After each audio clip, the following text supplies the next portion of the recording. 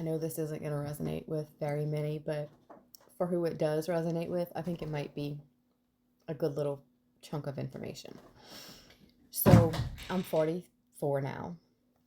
It's been a year into the process where I've been on this consciousness journey, dark night of the soul, Kundalini awakening.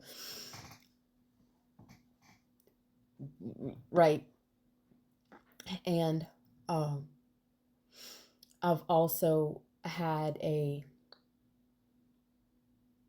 life up until that point rooted heavily in mental health since the age of 13, racking up diagnoses because I've always felt that there was something different with me and wrong. And then we'd have a new diagnosis and a new pill, and it was like, oh, okay, it makes sense. But then nothing ever, even with all the overlapping things, nothing still made sense. And then, so now recently I'm learning, then I became to resent those diagnoses in the medical field, and just from all the gaslighting and from the realizations, and just recognizing that, oh, our brains are all individually different. Just like autism is a spectrum, our brains are a spectrum.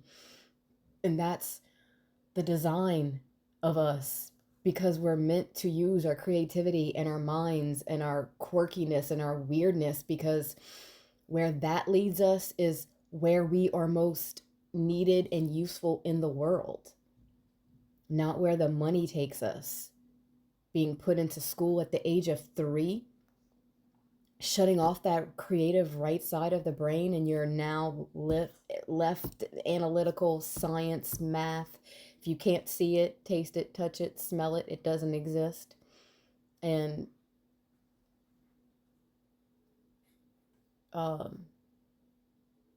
shit, where was I going with that? Okay, but so I even resented it all even more. And then I'm just like, okay, but I realized that I can actually use that, pull from that timeline, because the terms like RSD, PDA, BPD, all of that 222 is scientifically studied, and there's data and things that I can intuitively pull what resonates and what can help me understand my brain in the way that I need to, not the way they say it has to be.